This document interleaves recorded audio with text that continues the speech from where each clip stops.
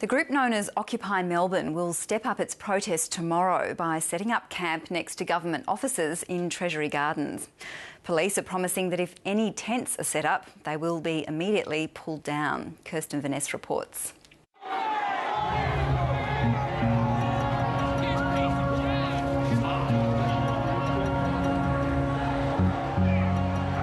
Melbourne hadn't seen a clash like this for years. It sparked claims and counterclaims of violent behaviour by both sides. This footage given to the ABC shows an officer punching a demonstrator who's a few rows back in the crowd. But police have allegations of their own. What you don't see is what's going on behind the scenes or under the scenes. A lot of our members were getting grabbed below in what we'd call a squirrel grip. They were getting abused, spat at. A whole range of things were happening from people that might be set one or two behind the line. And I think our members were very measured in terms of their response. So what's squirrel grip? It's where someone might grab you in the genitals and things like that. But the issue is not over. These demonstrators say they weren't doing anything wrong and want to take legal action over what happened last Friday. 21-year-old Dara Klein says she simply turned around to find police behind her. Next thing I know, the back of my head was grabbed and pulled back and smashed down onto the person in front of me and then pepper sprayed at point blank range. She says this is what she looked like an hour later. If I had really, provoked them, then perhaps I wouldn't have been so shocked. But it was frightening. I was merely standing at the back of a protest, turning around to see the riot police. Partners Rory and Kobe James also deny provoking police. They say they were both hit and dragged by police, as well as taunted by officers. They saw me and Kobe kiss, because we're actually married. And before they ripped us apart? Yeah, and pretty much said, "You're next, girls."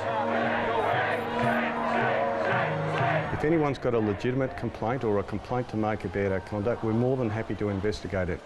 What about allegations of police officers removing their identification tags? Look, I walked around. The majority of members I saw, vast majority had their name tags on. So there were some that didn't? I didn't see any, to be quite honest, without their name tags on, but what I did see were members that may have had raincoats on, and there's a potential that they came over. In a scuffle, these just come off quite easy, just like that. I don't accept that any of our members would have intentionally removed their name tags.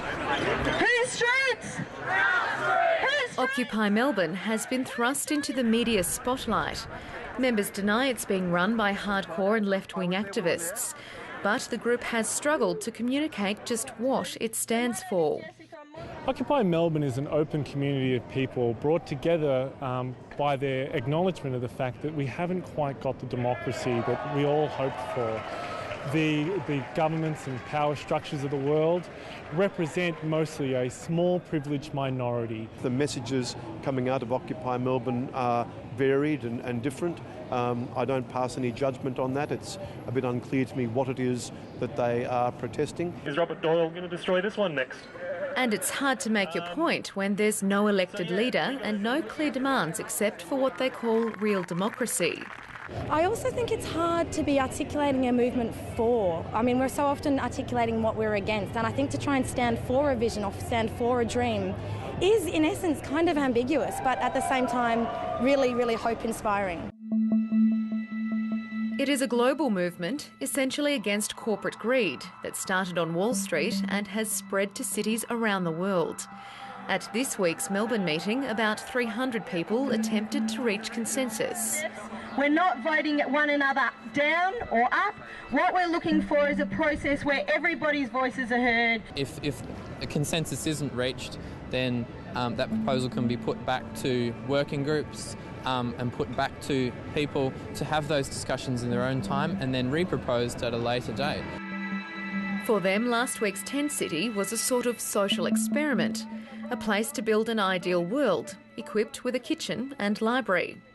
So logistics report back. It's all gone. It's gone. Liberate yourself from your material possessions.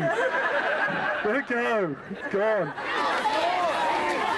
While the group can joke, they are taking what happened very seriously. As an immediate priority, we'd like to see a full public inquiry into who authorised the use of force and what powers police believe that they were acting under. The council had warned the group it was breaking the law by camping in City Square without a permit earlier that week. Then at 7 o'clock on Friday morning, the council handed out a notice to comply and protesters were given 2 hours to clear out. This morning, the mayor returned to City Square. Once we asked them to move and they refused to do so, then police can use trespass. But from our perspective, what we asked police to do was, when we gave notice and they refused to move, that they enforce that law that you may not camp on the land, and then you are trespassing on council land after that. Council owns City Square. So we used a combination of the powers of arrest for trespass to remove from the site, which we can. And in relation to the street, there are other offences in terms of blocking, obstructing roadways and footpaths and things like that. The council bylaws are quite finite powers, and they certainly don't have any inclusions in them for the use of force such as what we saw on Friday. That was quite an extraordinary display of violence. Protesters say they would have preferred for Robert Doyle to come down to speak to them instead, but aren't clear whether it would have made people move on. Was there ever an end date for the tent city?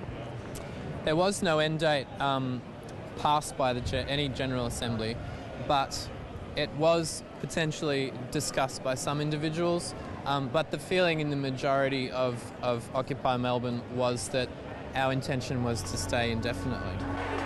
Police are also considering their own legal action over Friday's protest, saying 5 vehicles were damaged and some officers were assaulted. Then there's this flyer, which may result in a defamation charge. It's very disturbing. It's very upsetting for the member himself. We've had to sort of put arrangements in, to look after his welfare and security and that of his family. I think it's a pretty low act, personally.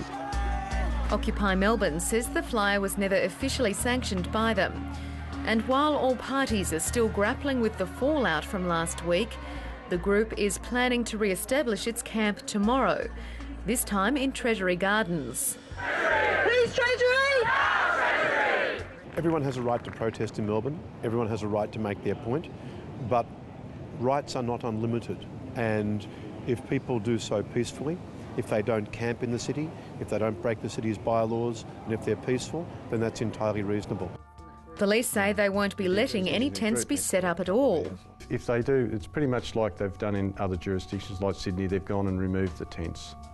Just as they come up? Yeah, that's right.